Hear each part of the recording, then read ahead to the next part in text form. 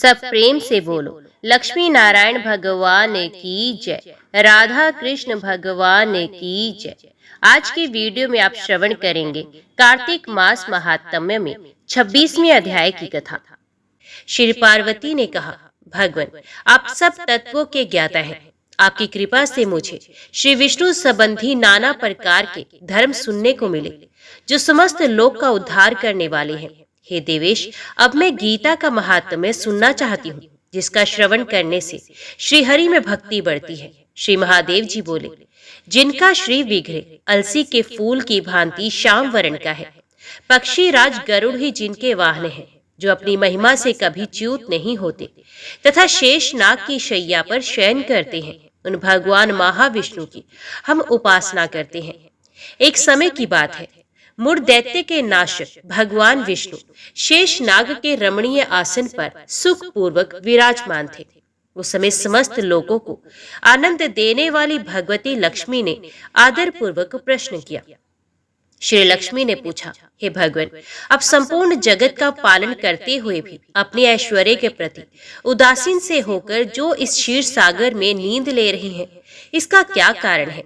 श्री भगवान बोले, सुमुखी, मैं नींद नहीं लेता हूँ, अपितु तत्व का अनुसरण करने वाली अंतर्दृष्टि के द्वारा अपने ही माहेश्वर तेज का साक्षात्कार कर रहा हूँ। देवी, ये वही तेज है जिसका योगी पुरुष कुशाग्र बुद्धि के द्वारा अपने अंतकरण में दर्शन करते हैं तथा जिसे मीमांसक विद्वान वेदों का सार तत्व निश्चित करते हैं। वे माहेश्वर तेज एक अजर प्रकाश स्वरूप आत्म रूप रोग शोक से रहित अखंड आनंद का पुंज निरही तथा द्वैत रहित है। इस जगत का जीवन उसी के अधीन है, मैं उसी का अनुभव करता हूँ। देवी, यही कारण है कि मैं तुम्हें नींद लेता सा प्रतीत हो रहा हूँ। श्री लक्ष्मी ने कहा, ऋषिकेश, आप ही योगी पुरुषों के ध्येय हैं। आपके अतिरिक्त भी कोई ध्यान करने योग्य तत्व है, ये जानकर मुझे बड़ा कौतूहल हो रहा है। इस चराचर जगत की सृष्टि और संहार करने वाले स्वयं आप ही हैं। आप सर्व समर्थ हैं। इस प्रकार की स्थिति में होकर भी यदि आप उस परम तत्व से भिन्न हैं, तो मुझे उसका बोध कराइए। श्री भगवान बोले, प्रिय, आत्मा का स्वरूप द्वैत और अद्वैत से पृथक, भाव और अभाव से मुक्त तथा आदि और अंत से रहित है। शुद्ध ज्ञान के प्रकाश से उपलब्ध होने वाला तथा परमा आनंद स्वरूप होने के कारण एकमात्र सुंदर है। यही मेरा ईश्वरीय रूप है। आत्मा का एक तभी सबके द्वारा जानने योग्य है। गीता शास्त्र में इसी का प्रतिपादन हुआ है। अमित तेजस्वी भगवान विष्णु के ये वचन सुनकर लक्ष्मी देवी ने शंका उपस्थित करते हुए कहा, भगवान, यदि आपका स्वरूप स्वयं परम आनंदमय और मन वाणी की पहुंच के बाहर है, तो गीता कैसे उसका बोध कराती है? मेरे इस संदेह का आप निवारण कीजिए। श्री भगवान बोले, सुंदरी सुनो, मैं गीता में अपनी स्थिति का वर्णन करता हूँ। 5 अध्यायों को तुम 5 मुख जानो, 10 अध्यायों को 10 भुजाएं तथा 1 अध्याय को उदर और 2 अध्याय को दोनों चरण कमल जानो। इस प्रकार ये 18 अध्यायों की वारंगमयी ईश्वरी मूर्ति ही समझनी चाहिए। ये ज्ञान मात्र से ही महान पातकों का नाश करने वाली है। जो उत्तम बुद्धि वाला पुरुष गीता के 1 या आधे अध्याय का या अथवा 1 आधे या चौथाई श्लोक का भी प्रतिदिन अभ्यास करता है, वे सुशर्मा के समान मुक्त हो जाता है। श्री लक्ष्मी जी ने पूछा, हे देव, ये सुशर्मा कौन था, किस जाति का था और किस कारण से उसकी मुक्ति हुई? श्री भगवान बोले, प्रिय, सुशर्मा बड़ी खोटी बुद्धि का मनुष्य था। पापियों का तो ये शिरोमणि ही था। उसका जन्म वैदिक ज्ञान से शून्य एवं क्रूरतापूर्ण कर्म करने वाले ब्राह्मणों के कुल में हुआ था। वे ना तो ध्यान करता था, ना ही जप, ना होम करता, ना अतिथियों का सत्कार। वे लंपट होने के कारण सदा विषयों के सेवन में ही आसक्त रहता था। हल जोतता और पत्ते बेचकर जीविका चलाता था। उसे मदिरा पीने का व्यसन था तथा वे मांस भी खाता था। इस प्रकार उसने अपने जीवन का दीर्घ काल व्यतीत कर दिया। एक दिन मूढ़ बुद्धि सुशर्मा पत्ते लाने के लिए किसी ऋषि की वाटिका में घूम रहा था। इसी बीच में काल रूपधारी काले सांप ने उसे डस लिया। सुशर्मा की मृत्यु हो गई तदंतर वे अनेक नरकों में जा वहां की यातनाएं भोगकर मृत्यु लोक में लौट आया और यहाँ बोझ ढोने वाला बैल हुआ। उस समय किसी पंगु ने अपने जीवन को आराम से व्यतीत करने के लिए उसे खरीद लिया। बैल ने अपनी पीठ पर पंगु का भार ढोते हुए बड़े कष्ट से 7-8 वर्ष व्यतीत किए। एक दिन पंगु ने किसी ऊंचे स्थान पर बहुत देर तक बड़ी तेजी के साथ उस बैल को घुमाया। इससे वे थककर बड़े वेग से पृथ्वी पर गिरा और मूर्छित हो गया। उस समय वहां कौतूहलवश आकृष्ट हो बहुत से लोग एकत्रित हो गए। उस जन समुदाय में से किसी पुण्यात्मा व्यक्ति ने उस बैल का कल्याण करने के लिए उसे अपना पुण्य दान दिया। तत्पश्चात कुछ दूसरे लोगों ने भी अपने अपने पुण्यों को याद करके उन्हें उसके लिए दान किया। उस भीड़ में एक वेश्या भी खड़ी थी। उसे अपने पुण्य का पता नहीं था, तो भी उसने लोगों की देखा देखी उस बैल के लिए कुछ त्याग किया। तदंतर यमराज के दूत उस मरे हुए प्राणी को पहले यमपुरी में ले गए। वहां ये विचार कर कि ये वेश्या के दिए हुए पुण्य से पुण्यवान हो गया है, उसे छोड़ दिया गया। फिर वे भूलोक में आकर उत्तम कुल और शील वाले ब्राह्मण के घर में उत्पन्न हुआ। उस समय भी उसे अपने पूर्व जन्म की बातों का स्मरण बना रहा। बहुत दिनों के बाद अपने अज्ञान को दूर करने वाले कल्याण तत्व का जिज्ञासु होकर वे उस वैश्या के पास गया और उसके दान की बात बताते हुए उसने पूछा, तुमने कौन सा पुण्य दान किया था? वैश्या ने उत्तर दिया, वे पिंजरे में बैठा हुआ तोता प्रतिदिन कुछ पढ़ता है, उससे मेरा अंतकरण पवित्र हो गया है। उसी का पुण्य मैंने तुम्हारे लिए दान किया था। इसके बाद उन दोनों ने तोते से पूछा। तब उस तोते ने अपने पूर्व जन्म का स्मरण करके प्राचीन इतिहास कहना आरंभ किया। शुक बोला, पूर्व जन्म में मैं विद्वान होकर भी विद्वता के अभिमान से मोहित रहता था। मेरा राग द्वेष इतना बढ़ गया था कि मैं गुणवान विद्वानों के प्रति भी ईर्ष्या भाव रखने लगा। फिर समय अनुसार मेरी मृत्यु हो गई और मैं अनेकों घृणित लोकों में भटकता फिरा। उसके बाद इस लोक में आया। सद्गुरु की अत्यंत निंदा करने के कारण तोते के कुल में मेरा जन्म हुआ। पापी होने के कारण छोटी अवस्था में ही मेरे माता पिता से वियोग हो गया। एक दिन मैं ग्रीष्म ऋतु में तपे हुए मार्ग पर पड़ा था। वहां से कुछ श्रेष्ठ मुनि मुझे उठा लाए और महात्माओं के आश्रम के भीतर एक पिंजरे में उन्होंने मुझे डाल दिया। वही मुझे पढ़ाया गया। ऋषियों के बालक बड़े आदर के साथ गीता के प्रथम अध्याय की आवृत्ति करते थे। उन्हीं से सुनकर मैं भी बारंबार पाठ करने लगा। इसी बीच में एक चोरी करने वाले बेहली ने मुझे वहां से चुरा लिया। तत्पश्चात इस देवी ने मुझे खरीद लिया। यही मेरा वृत्तांत है, जिसे मैंने आप लोगों से बता दिया। पूर्व काल में मैंने इस प्रथम अध्याय का अभ्यास किया था, जिससे मैंने अपने पाप को दूर किया है। फिर उसी से इस वैश्य का भी अंतकरण शुद्ध हुआ है और उसी के पुण्य से ये द्विज श्रेष्ठ सुशर्मा भी पाप मुक्त हुए हैं।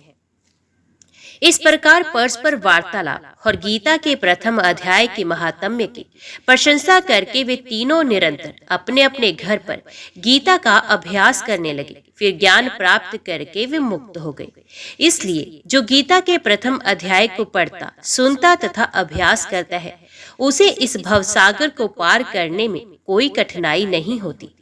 लक्ष्मी, प्रथम अध्याय के महात्म्य का उत्तम उपाख्यान मैंने तुम्हें सुना दिया। अब अन्य अध्यायों के महात्म्य श्रवण करो।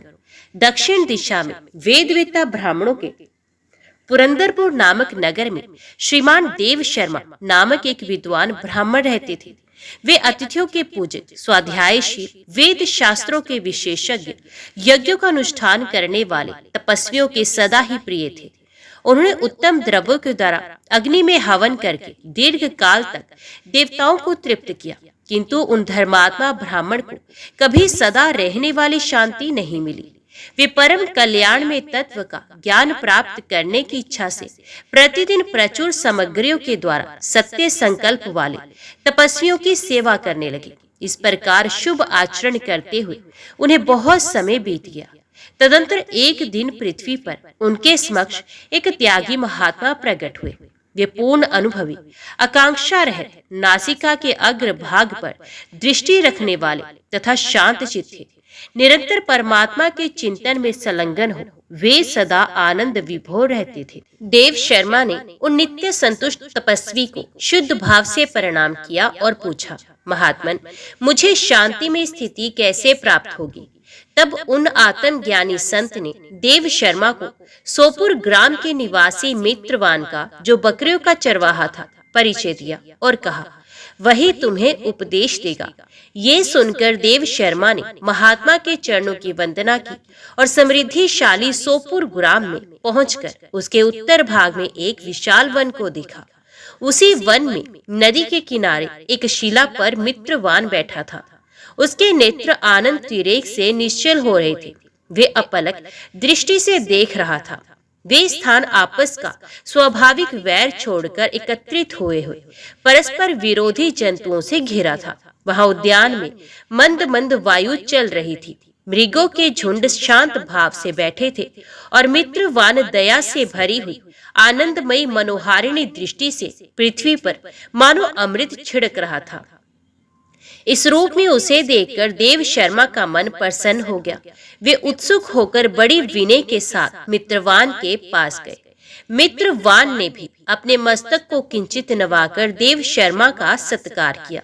तदंतर विद्वान देव शर्मा अनन्य चित्त से मित्रवान के समीप गए और जब उसके ध्यान का समय समाप्त हो गया, उस समय उन्होंने अपने मन की बात पूछी, महाभाग, मैं आत्मा का ज्ञान प्राप्त करना चाहता हूँ। मेरे इस मनोरथ की पूर्ति के लिए मुझे किसी ऐसे उपाय का उपदेश कीजिए जिसके द्वारा सिद्धि प्राप्त हो चुकी हो। देव शर्मा की बात सुनकर मित्रवान ने एक क्षण तक कुछ विचार किया। उसके बाद इस प्रकार कहा, विद्वन, एक समय की बात है, मैं वन के भीतर बकरियों की रक्षा कर रहा था। इतने में ही एक भयंकर व्याघ्र पर मेरी दृष्टि पड़ी, जो मानो सबको ग्रस लेना चाहता था। मैं मृत्यु से डरता था, इसलिए व्याघ्र को आते देख बकरियों के झुंड को आगे करके वहां से भाग चला। किंतु एक बकरी तुरंत ही सारा भय छोड़कर नदी के किनारे उस व्याघ्र के पास बेरोक टोक चली गई। और फिर तो व्याघ्र भी द्वेष छोड़कर चुपचाप खड़ा हो गया। उसे इस अवस्था में देखकर बकरी बोली, व्याघ्र, तुम्हें तो अभिष्ट भोजन प्राप्त हुआ है। मेरे शरीर से मांस निकालकर प्रेम पूर्वक खाओ ना। तुम इतनी देर से खड़े क्यों हो? तुम्हारे मन में मुझे खाने का विचार क्यों नहीं हो रहा है? व्याघ्र बोला, हे बकरी, इस स्थान पर आते ही मेरे मन से द्वेष का भाव निकल गया। भूख प्यास भी मिट गई, इसलिए पास आने पर भी अब मैं तुझे खाना नहीं चाहता। व्याघ्र के यों कहने पर बकरी बोली, ना जाने मैं कैसे निर्भय हो गई हूँ। इसमें क्या कारण हो सकता है? यदि तुम जानते हो तो बताओ। ये सुनकर व्याघ्र ने कहा, मैं भी नहीं जानता। चलो सामने खड़े हुए इन महापुरुष से पूछें। ऐसा निश्चय करके वे दोनों वहां से चल दिए। उन दोनों के स्वभाव में ये विचित्र परिवर्तन देखकर मैं बहुत विस्मय में पड़ गया था। इतने में ही उन्होंने मुझे से आकर प्रश्न किया। वह वृक्ष की शाखा पर एक वानर राज था। उन दोनों के साथ मैंने भी वानर राज से पूछा। विप्रवर, मेरे पूछने पर वानर राज ने आदर पूर्वक कहा, अजापाल, सुनो, इस विषय में मैं तुम्हें प्राचीन वृत्तांत सुनाता हूँ। ये सामने वन के भीतर जो बहुत बड़ा मंदिर है, उसकी ओर देखो। इसमें ब्रह्मा जी का स्थापित किया हुआ एक शिवलिंग है। पूर्व काल में यहाँ सुकर्मा नामक एक बुद्धिमान महात्मा रहते थे, जो तपस्या में संलग्न होकर इस मंदिर में उपासना करते थे। वे वनों में से फूलों का संग्रह करके लाते और नदी के जल से पूजनीय भगवान शंकर को स्नान कराकर उन्हीं से उनकी पूजा किया करते थे। इस प्रकार आराधना का कार्य करते हुए सुकर्मा यहाँ निवास करते थे।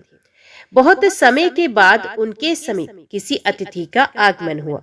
सुकर्मा ने भोजन के लिए फल लाकर अतिथि को अर्पण किया और कहा, विद्वन, मैं केवल तत्व ज्ञान की इच्छा से भगवान शंकर की आराधना करता हूँ। आज इस आराधना का फल परिपक्व होकर मुझे मिल गया है, क्योंकि इस समय आप जैसे महापुरुष ने मुझ पर अनुग्रह किया है। सुकर्मा के ये वचन सुनकर तपस्या के धनी महात्मा अतिथि को बड़ी प्रसन्नता हुई। उन्होंने एक शिलाखंड पर गीता का दूसरा अध्याय लिख दिया और ब्राह्मण को उसके पाठ एवं अभ्यास के लिए आज्ञा देते हुए कहा, ब्राह्मण, इससे तुम्हारा आत्मज्ञान संबंधी मनोरथ अपने आप सफल हो जाएगा। यूं कहकर वे बुद्धिमान तपस्वी सुकर्मा के सामने ही उनके देखते देखते अंतर ध्यान हो गया। सुकर्मा विस्मित होकर उनके आदेश के अनुसार निरंतर गीता के द्वितीय अध्याय का अभ्यास करने लगे। तदंतर दीर्घ काल के पश्चात अंतकरण शुद्ध होकर उन्हें आत्मज्ञान की प्राप्ति हुई। फिर वे जहां जहां भी गए वहां वहां का तपोवन शांत हो गया। उनमें शीत उष्ण और राग द्वेष आदि की बाधाएं दूर हो गई। इतना ही नहीं, उन स्थानों में भूख प्यास का कष्ट भी जाता रहा तथा भय का सर्वथा अभाव हो गया। ये सब द्वितीय अध्याय का जप करने वाले सुकर्मा ब्राह्मण की तपस्या का ही प्रभाव समझो। मित्रवान कहता है, वानर राज के योग कहने पर मैं प्रसन्नता पूर्वक बकरी और व्याघ्र के साथ उस मंदिर की ओर गया। वहां जाकर शिलाखंड पर लिखे हुए गीता के द्वितीय अध्याय को मैंने देखा और पढ़ा। उसी की आवृत्ति करने से मैंने तपस्या का पार पा लिया है। अतः भद्र पुरुष, तुम भी सदा द्वितीय अध्याय की ही आवृत्ति किया करो। ऐसा करने पर मुक्ति तुमसे दूर नहीं रहेगी। श्री भगवान कहते हैं, प्रिय मित्रवान के इस प्रकार आदेश देने पर देव शर्मा ने उसका पूजन किया और उसे प्रणाम करके पुरंदरपुर की राह ली। वहां किसी देवालय में पूर्वोक्त आत्मज्ञानी महात्मा को पाकर उन्होंने ये सारा वृत्तांत निवेदन किया और सबसे पहले उन्हीं से द्वितीय अध्याय को पढ़ा। उनसे उपदेश पाकर शुद्ध अंतकरण वाले देव शर्मा प्रतिदिन बड़ी श्रद्धा के साथ द्वितीय अध्याय का पाठ करने लगे। तब से उन्होंने प्रशंसा के योग्य परम पद को प्राप्त किया। लक्ष्मी, ये द्वितीय अध्याय का उपाख्यान कहा गया। अब तृतीय अध्याय का महात्म्य बताऊंगा। प्रिय, जनस्थान में एक जड़ नामक ब्राह्मण था जो कौशिक वंश में उत्पन्न हुआ था। उसने अपना जातीय धर्म छोड़कर बनिए की वृत्ति में मन लगाया। उसे पराई स्त्रियों के साथ व्यभिचार करने का व्यसन पड़ गया था। वे सदा जुआ खेलता, शराब पीता और शिकार खेलकर जीवों की हिंसा किया करता था। इसी प्रकार उसका समय बीतता था। धन नष्ट हो जाने पर वे व्यापार के लिए बहुत दूर उत्तर दिशा में चला गया। वहां से धन कमाकर घर की ओर लौटा। बहुत दूर तक रास्ता उसने तय कर लिया था। एक दिन सूर्यास्त हो जाने पर जब दसों दिशाओं में अंधकार फैल गया, तब एक वृक्ष के नीचे उसे लुटेरों ने धर दबाया और शीघ्र ही उसके प्राण भी ले लिए। उसके धर्म का लोप हो गया था, इसलिए वे बड़ा भयानक प्रेत हो गया। उसका पुत्र बड़ा धर्मात्मा और वेदों का विद्वान था। उसने अब तक पिता के लौट आने की राह देखी। जब वे नहीं आए, तब उनका पता लगाने के लिए वे स्वयं ही घर छोड़कर चल दिया। वे प्रतिदिन खोज करता, मगर राहगीरों से पूछने पर भी उसे उनका कुछ भी समाचार नहीं मिलता था। तदंतर एक दिन एक मनुष्य से उसकी भेंट हुई जो उसके पिता का सहायक था। उससे सारा हाल जानकर उसने पिता की मृत्यु पर बहुत शोक किया। वे बड़ा विद्वान था। बहुत कुछ सोच विचार कर पिता का पारलौकिक कर्म करने की इच्छा से आवश्यक सामग्री साथ ले उसने काशी जाने का विचार किया। मार्ग में 7-8 मुकाम डालकर वे 9वें दिन उसी वृक्ष के नीचे पहुंचा जहां उसके पिता मारे गए थे। उस स्थान पर उसने संध्या उपासना की और गीता के 3रे अध्याय का पाठ किया। इसी समय आकाश में बड़ी भयानक आवाज हुई। उसने अपने पिता को भयंकर आकार में देखा।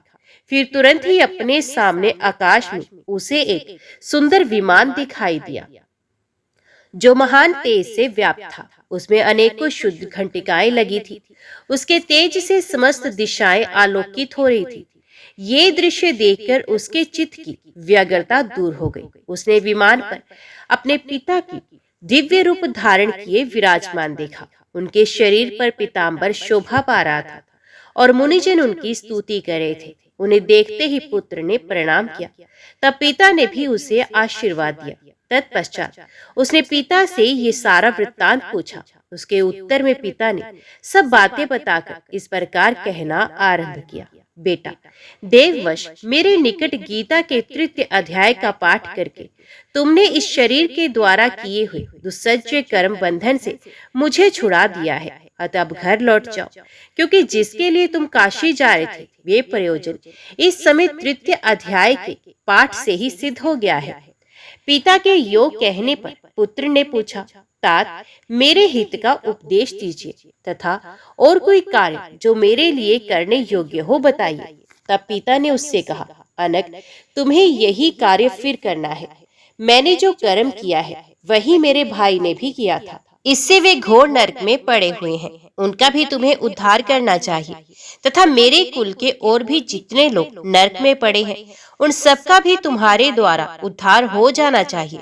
यही मेरा मनोरथ है। बेटा, जिस साधन के द्वारा तुमने मुझे संकट से छुड़ाया है उसी का अनुष्ठान औरों के लिए भी करना उचित है। उसका अनुष्ठान करके उससे होने वाला पुण्य उन नारकी जीवों को संकल्प करके दे दो। इससे वे समस्त पूर्वज मेरी ही तरह यातना से मुक्त हो स्वल्प काल में ही श्री विष्णु के परम पद को प्राप्त हो जाएंगे। पिता का ये संदेश सुनकर पुत्र ने कहा, तात, यदि ऐसी बात है और आपकी भी ऐसी ही रुचि है तो मैं समस्त नारकी जीवों का नरक से उद्धार कर दूंगा। ये सुनकर उसके पिता बोले, बेटा एवं वस्तु तुम्हारा कल्याण हो। मेरा अत्यंत प्रिय कार्य संपन्न हो गया। इस प्रकार पुत्र को आश्वासन देकर उसके पिता भगवान विष्णु के परम धाम को चले गए। तत्पश्चात वे भी लौटकर जनस्थान में आया और परम सुंदर भगवान श्री कृष्ण के मंदिर में उनके समक्ष बैठकर पिता के आदेश अनुसार गीता के 30वें अध्याय का पाठ करने लगा। उसने नारकी जीवों का उद्धार करने की इच्छा से गीता पाठ जनित सारा पुण्य संकल्प करके दे दिया। इसी बीच में भगवान विष्णु के दूत यातना भोगने वाले नारकी जीवों को छुड़ाने के लिए यमराज के पास गए। यमराज ने नाना प्रकार के सत्कारों से उनका पूजन किया और कुशल पूछी। वे बोले, धर्मराज, हम लोगों के लिए सब और आनंद ही आनंद है। इस प्रकार सत्कार करके पितृलोक के सम्राट परम बुद्धिमान यम ने विष्णु दूतों से यमलोक में आने का कारण पूछा। तब विष्णु दूतों ने कहा, यमराज, शेष शैया पर शयन करने वाले भगवान विष्णु ने हम लोगों को आपके पास कुछ संदेश देने के लिए भेजा है। भगवान हम लोगों के मुख से आपकी कुशल पूछते हैं और ये आज्ञा देते हैं कि आप नरक में पड़े हुए समस्त प्राणियों को छोड़ दें। अमित तेजस्वी भगवान विष्णु का यह आदेश सुनकर यम ने मस्तक झुकाकर उसे स्वीकार किया और मन ही मन कुछ सोचा। तत्पश्चात मदोमद नारकी जीवों को नरक से मुक्त देखकर उनके साथ ही वे भगवान विष्णु के वास स्थान को चले गए। यमराज श्रेष्ठ विमान के द्वारा जहाँ क्षीर सागर है वहां जा पहुंचे। उसके भीतर कोटि कोटि सूर्यों के समान कांतिमान, नील कमल दल के समान श्याम सुंदर लोकनाथ जगत गुरु श्रीहरि का उन्होंने दर्शन किया। भगवान का तेज उनके शैया बने हुए शेषनाग के फनों की मणियों के प्रकाश से दोगुना हो रहा था। वे आनंद मुक्त दिखाई दे रहे थे। उनका हृदय प्रसन्नता से परिपूर्ण था। भगवती लक्ष्मी अपनी सरल चितवन से प्रेम पूर्वक उन्हें बारंबार निहार रही थी। चारों ओर योगी जन भगवान की सेवा कर रहे थे। उन योगियों की आंखों के तारे ध्यानस्थ होने के कारण निश्चल प्रतीत होते थे। देवराज इंद्र अपने विरोधियों को परास्त कराने के उद्देश्य से भगवान की स्तुति कर रहे थे। ब्रह्मा जी के मुख से निकले हुए वेदांत वाक्य मूर्तिमान होकर भगवान के गुणों का गान कर रहे थे। भगवान पूर्ण संतुष्ट होने के साथ ही समस्त योनियों की ओर से उदासीन प्रतीत होते थे। जीवों में से जिन्होंने योग साधन के द्वारा अधिक पुण्य संचय किया था उन सबको एक ही साथ वे कृपा दृष्टि से निहार रहे थे। भगवान अपने स्वरूपभूत अखिल चराचर जगत को आनंद पूर्ण दृष्टि से आमोदित कर रहे थे। शेषनाग की प्रभा से उद्भासित एवं सर्वत्र व्यापक दिव्य विग्रह धारण करके नील कमल के सदृश श्याम वर्ण वाले श्रीहरि ऐसे जान पड़ते थे मानो चांदनी से घिरा हुआ आकाश सुशोभित हो रहा हो। इस प्रकार भगवान की झांकी करके यमराज अपनी विशाल बुद्धि के द्वारा उनकी स्तुति करने लगे। यमराज बोले, संपूर्ण जगत का निर्माण करने वाले परमेश्वर, आपका अंतकरण अत्यंत निर्मल है। आपके मुख से ही वेदों का प्रादुर्भाव हुआ है। आप ही विश्व स्वरूप और इसके विधायक ब्रह्मा है। आपको नमस्कार है। अपने बल और वेग के कारण जो अत्यंत दुर्दश प्रतीत होते हैं, ऐसे दानवेंद्रों का अभिमान चूर्ण करने वाले भगवान विष्णु को नमस्कार है। पालन के समय सत्व में शरीर धारण करने वाले विश्व के आधारभूत सर्वव्यापी श्री हरि को नमस्कार है। समस्त देहधारियों की पातक राशि को दूर करने वाले परमात्मा को प्रणाम है। जिनके ललाट व्रती नेत्र के तनिक सा खोलने पर भी आग की लपटें निकलने लगती हैं और रुद्र रूपधारी आप परमेश्वर को नमस्कार है। अब संपूर्ण विश्व के गुरु आत्मा और महेश्वर हैं, अतः समस्त वैष्णव जनों को संकट से मुक्त करके उन पर अनुग्रह करते हैं। आप माया से विस्तार को प्राप्त हुए अखिल विश्व में व्याप्त होकर भी कभी माया अथवा उससे उत्पन्न होने वाले गुणों से मोहित नहीं होते। माया तथा माया जनित गुणों के बीच में स्थित होने पर भी आप पर उनमें से किसी का प्रभाव नहीं पड़ता। आपकी महिमा का अंत नहीं है, क्योंकि आप असीम हैं। फिर आप वाणी के विषय कैसे हो सकते हैं? अतः मेरा मौन रहना ही उचित है। इस प्रकार स्तुति करके यमराज ने हाथ जोड़कर कहा, जगत गुरु, आपके आदेश से इन जीवों को गुण रहित होने पर भी मैंने छोड़ दिया है।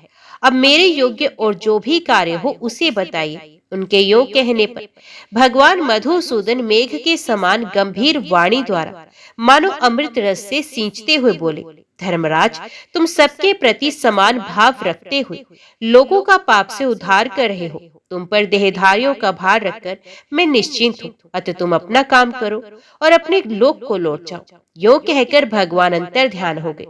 यमराज भी अपनी पुरी को लौट आए तथा वे ब्राह्मण अपनी जाति और समस्त नारकी जीवों का नरक से उद्धार करके स्वयं भी श्रेष्ठ विमान द्वारा श्री विष्णु धाम को चला गया। प्रिय, अब मैं चौथे अध्याय का महात्म्य बताता हूँ, सुनो। भागीरथी के तट पर वाराणसी नाम की एक पुरी है, जहाँ विश्वनाथ जी के मंदिर में भरत नाम के एक योगनिष्ठ महात्मा रहते थे, जो प्रतिदिन आत्म चिंतन में तत्पर हो आदर पूर्वक गीता के चतुर्थ अध्याय का पाठ करते थे। उसके अभ्यास से उनका अंतकरण निर्मल हो गया था। वे शीत उष्ण आदि द्वंद्वों से कभी व्यथित नहीं होते थे। एक समय की बात है, वे तपोधन नगर की सीमा में स्थित देवताओं का दर्शन करने की इच्छा से भ्रमण करते हुए नगर से बाहर निकल गए। वहां बेर के 2 वृक्ष थे। उन्हीं की जड़ में वे विश्राम करने लगे। एक वृक्ष की जड़ में उन्होंने अपना मस्तक रखा था और दूसरे वृक्ष के मूल में उनका एक पैर टिका हुआ था। थोड़ी देर बाद जब वे तपस्वी चले गए, तब वेर के वे दोनों वृक्ष 5 ही 6 दिनों के भीतर सूख गए। उनमें पत्ते और डालियां भी नहीं रही। तत्पश्चात वे दोनों वृक्ष कहीं ब्राह्मणों के पवित्र ग्रह में 2 कन्याओं के रूप में उत्पन्न हुए। वे दोनों कन्याएं जब बढ़कर 7 वर्ष की हो गई, तब एक दिन उन्होंने दूर देशों से घूमकर आते हुए भरत मुनि को देखा। उन्हें देखते ही वे दोनों उनके चरणों में गिर पड़ी और मीठी वाणी में बोली, मुने, आपकी ही कृपा से हम दोनों का उद्धार हुआ है। हमने बेर की योनि त्याग कर मानव शरीर प्राप्त किया है। उनके इस प्रकार कहने पर मुनि को बड़ा विस्मय हुआ। उन्होंने पूछा, पुत्रियों, मैंने कब और किस साधन से तुम्हें मुक्त किया था? साथ ही ये भी बताओ कि तुम्हारे बेर के वृक्ष होने में क्या कारण था, क्योंकि इस विषय में मुझे कुछ भी ज्ञात नहीं है। तब वे कन्याएं पहले उन्हें अपने बेर हो जाने के कारण बताती हुई बोली, मुने, गोदावरी नदी के तट पर छिन्न पाप नाम का एक उत्तम तीर्थ है, जो मनुष्य को पुण्य प्रदान करने वाला है। ये पावनता की चरम सीमा पर पहुंचा हुआ है। उस तीर्थ में सत्य तपा नामक एक तपस्वी बड़ी कठोर तपस्या कर रहे थे। वे ग्रीष्म ऋतु में प्रज्वलित अग्नियों के बीच में बैठते थे। वर्षा काल में जल की धाराओं से उनके मस्तक के बाल सदा भीगे ही रहते थे तथा जाड़े के समय जल में निवास करने के कारण उनके शरीर में हमेशा रोंगटे खड़े रहते थे। वे बाहर भीतर से सदा शुद्ध रहते, समय पर तपस्या करते तथा मन और इंद्रियों को संयम में रखते हुए परम शांति प्राप्त करके आत्मा में ही रमण करते थे। वे अपनी विद्वता के द्वारा जैसा व्याख्यान करते थे, उसे सुनने के लिए साक्षात ब्रह्मा जी भी प्रतिदिन उनके पास उपस्थित होते और प्रश्न करते थे। ब्रह्मा जी के साथ उनका संकोच नहीं रह गया था, अतः उनके आने पर भी वे सदा तपस्या में ही मगन रहते थे। परमात्मा के ध्यान में निरंतर संलग्न रहने के कारण उनकी तपस्या सदा बढ़ती रहती थी। सत्य तपा को जीवन मुक्त के समान मानकर इंद्र को अपने समृद्धिशाली पद के संबंध में कुछ भय हो गया। तब उन्होंने उनकी तपस्या में सैकड़ों विघ्न डालने आरंभ किए। अप्सराओं के समुदाय से हम दोनों को बुलाकर इंद्र ने इस प्रकार आदेश दिया, तुम दोनों उस तपस्वी की तपस्या में विघ्न डालो जो मुझे इंद्र पद से हटाकर स्वयं स्वर्ग का राज्य भोगना चाहता है। इंद्र का ये आदेश पाकर हम दोनों उनके सामने से चलकर गोदावरी के तीर पर जहां वे मुनि तपस्या करते थे वहां गए। वहां मंद एवं गंभीर स्वर से बजते हुए मृदंग तथा मधुर वेणुवाद के साथ हम दोनों ने अन्य अप्सराओं सहित मधुर स्वर में गाना आरंभ कर दिया। इतना ही नहीं, उन योगी महात्माओं को वश में करने के लिए हम लोग स्वर, ताल और लय के साथ नृत्य भी करने लगे। बीच बीच में जरा जरा सा अंचल खिसकने पर उन्हें हमारी छाती भी दिख जाती थी। हम दोनों की उन्मत्त गति काम भाव का उद्दीपन करने वाली थी, किंतु उसने उन निर्विकार चित्त वाले महात्मा के मन में क्रोध का संचार कर दिया। तब उन्होंने हाथ से जल छोड़कर हमें क्रोध पूर्वक शाप दिया, अरे तुम दोनों गंगा जी के तट पर बेर के वृक्ष हो जाओ। ये सुनकर हम लोगों ने बड़ी विनय के साथ कहा, महात्मन, हम दोनों पराधीन थी, अतः हमारे द्वारा जो दुष्कर्म बन गया है उसे आप क्षमा करें। यूं कहकर हमने मुनि को प्रसन्न तो कर लिया। तब उन पवित्र चित्त वाले मुनि ने हमारे शाप उद्धार की अवधि निश्चित करते हुए कहा, भरत मुनि के आने तक ही तुम पर यह शाप लागू होगा। उसके बाद तुम लोगों का मृत्युलोक में जन्म होगा और पूर्व जन्म की स्मृति बने रहेगी। मुने, जिस समय हम दोनों बेर वृक्ष के रूप में खड़ी थी, उस समय आपने हमारे समीप आकर गीता के चौथे अध्याय का जप करते हुए हमारा उद्धार किया था, अतः हम आपको प्रणाम करते हैं। आपने केवल शाप से ही नहीं, इस भयानक संसार से भी गीता के चतुर्थ अध्याय के पाठ द्वारा हमें मुक्त कर दिया है। उन दोनों के इस प्रकार कहने पर मुनि बहुत ही प्रसन्न हुए और उनसे पूजित हो विदा लेकर जैसे आए थे वैसे ही चले भी गए, तथा वे कन्याएं भी बड़े आदर के साथ प्रतिदिन गीता के चतुर्थ अध्याय का पाठ करने लगी, जिससे उनका भी उद्धार हो गया। देवी, अब सब लोगों द्वारा सम्मानित पांचवें अध्याय का महात्म्य संक्षेप से बताता हूँ, सावधान होकर सुनो। मद्र देश में पुरकुत्सपुर नामक एक नगर है। उसमें पिंगल नाम का एक ब्राह्मण रहता था। वे वेद पाठी ब्राह्मणों के विख्यात वंश में, जो सर्वथा निष्कलंक था, उत्पन्न हुआ था, किंतु अपने कुल के लिए उचित वेद शास्त्रों के स्वाध्याय को छोड़कर ढोल आदि बजाते हुए उसने नाच गान में मन लगाया। गीत, नृत्य और बाजा बजाने की कला में परिश्रम करके पिंगल ने बड़ी प्रसिद्धि प्राप्त कर ली और उसी से उसका राजभवन में भी प्रवेश हो गया।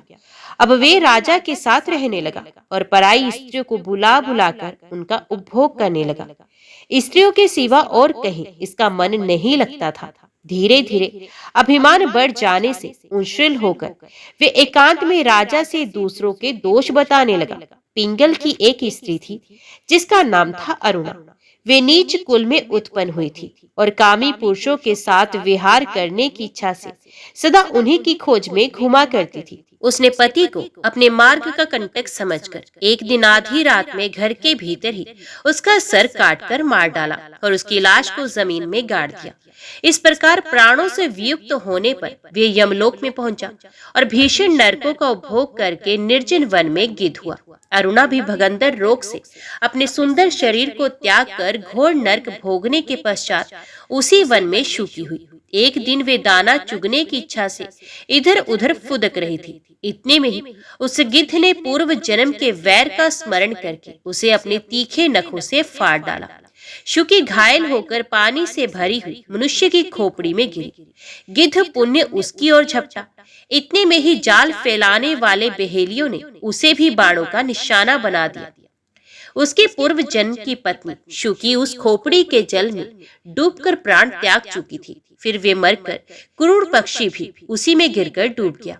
तब यमराज के दूत उन दोनों को यमराज के लोक में ले गए। वहां अपने पूर्व कृत पाप कर्म को याद करके दोनों ही भयभीत हो रहे थे। तदंतर यमराज ने जब उनके घृणित कर्मों पर दृष्टिपात किया, तब उन्हें मालूम हुआ कि मृत्यु के समय अकस्मात खोपड़ी के जल में स्नान करने से इन दोनों का पाप नष्ट हो चुका है।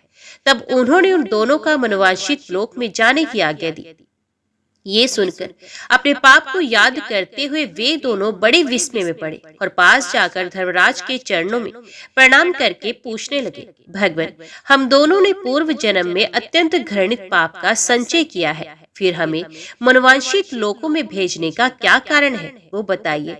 यमराज ने कहा, गंगा के किनारे वट नामक एक उत्तम ब्रह्मज्ञानी रहते थे। वे एकांत सेवी, ममता रहित, शांत, विरक्त और किसी से भी द्वेष ना रखने वाले थे। प्रतिदिन गीता के 5वें अध्याय का जप करना उनका सदा का नियम था। 5वें अध्याय का श्रवण कर लेने पर महापापी पुरुष भी सनातन ब्रह्म का ज्ञान प्राप्त कर लेता है।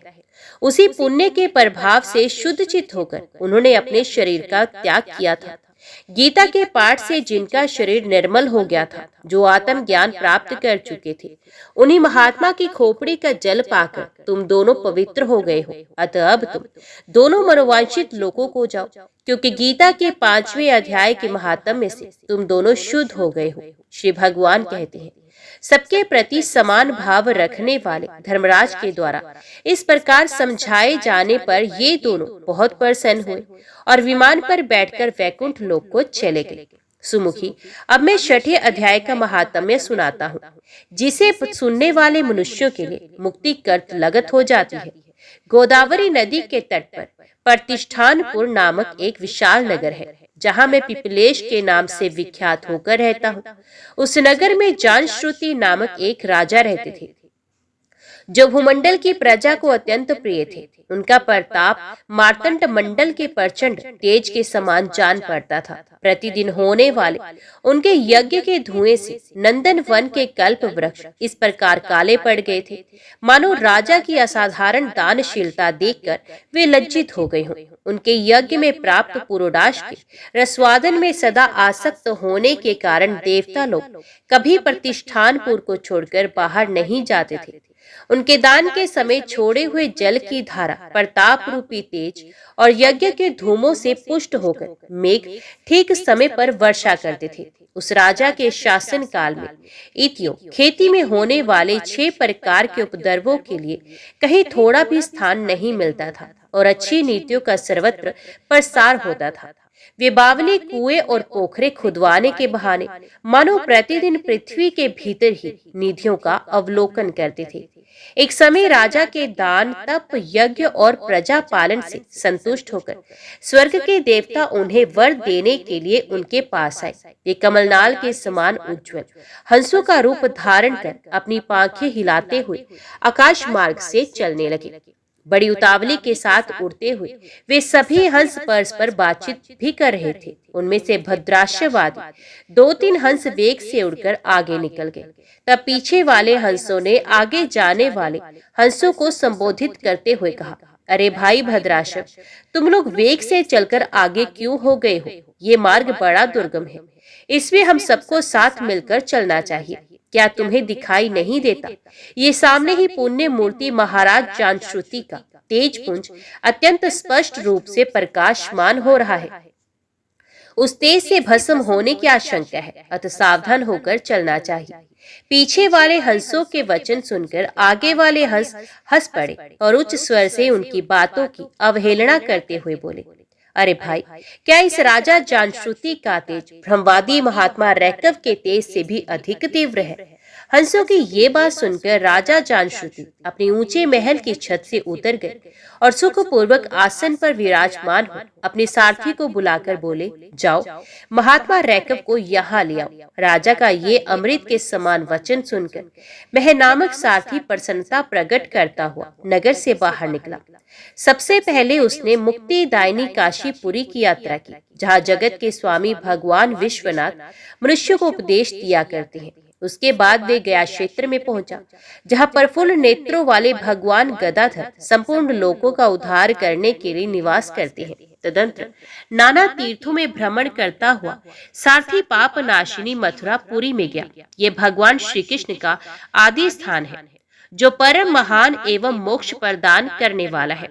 वेद और शास्त्रों में वे तीर्थ त्रिभुवनपति भगवान गोविंद के अवतार स्थान के नाम से प्रसिद्ध है। नाना देवता और ब्रह्म ऋषि उसका सेवन करते हैं। मथुरा नगर कालिंदी के किनारे शोभा पाता है। उसकी आकृति अर्धचंद्र के समान प्रतीत होती है। वे सब तीर्थों के निवास से परिपूर्ण है।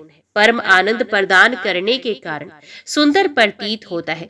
गोवर्धन पर्वत के होने से मथुरा मंडल की शोभा और भी बढ़ गई है। वे पवित्र वृक्षों और लताओं से आवृत है। उसमें 12 वन है। वे परम पुण्यमय तथा सबको विश्राम देने वाले श्रुतियों के सारभूत भगवान श्री कृष्ण की आधार भूमि है।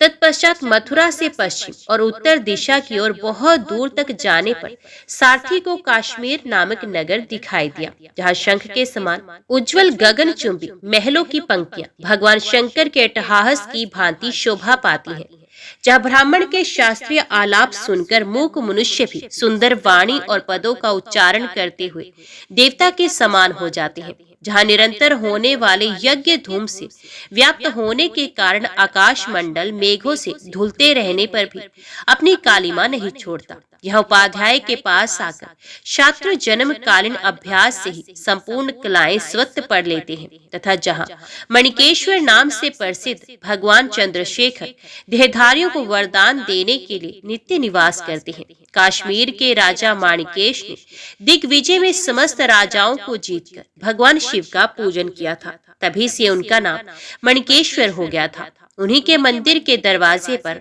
महात्मा रैकव एक छोटी सी गाड़ी पर बैठे अपने अंगों को खुजलाते हुए वृक्ष की छाया का सेवन कर रहे थे। इसी अवस्था में सारथी ने उन्हें देखा।